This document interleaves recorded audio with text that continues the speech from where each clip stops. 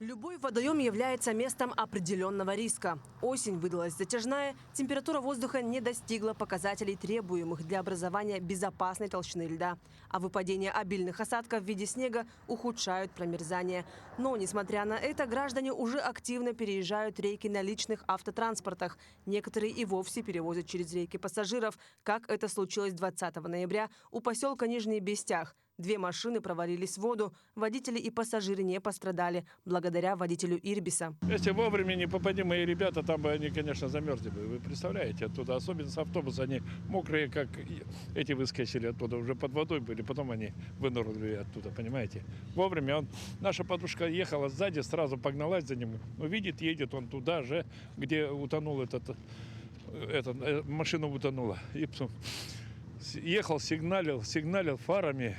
А тот идет, и тут на тебе, вот, пожалуйста. Прямо на глазах вот такая беда случилась.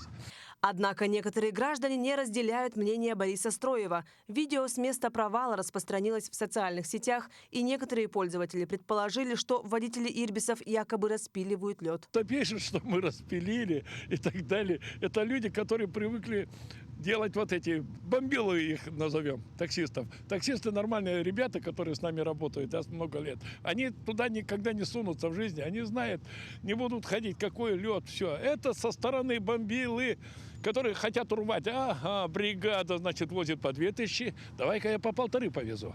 Урву тут недельки 2, поработаю хорошо. Вот такие люди. И начинают они писать, что мы, значит, отрезали лед, распилили и так далее. Но это не от большого ума люди, понимаете. Или такие люди, которые сидят на диване, клопы вот диванные, писаки, они вообще даже не представляют, как мы работаем, что за работа у нас. Вот они и так и творят. Я сам лично выезжал на это место провала.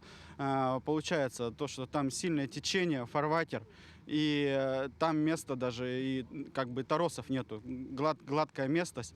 И на данном месте толщина льда составляла от 7 до 10 сантиметров, где даже пешеходу опасно ходить.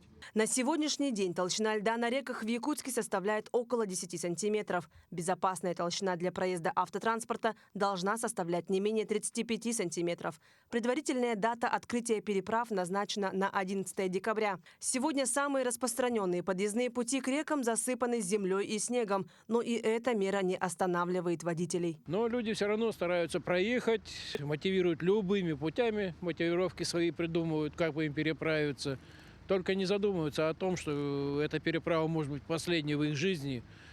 И приходится вот дежурить, потому что, ну, кто, кроме нас, как говорится, получается. Нам приходится выезжать, если эта машина тонет, вытаскивать людей.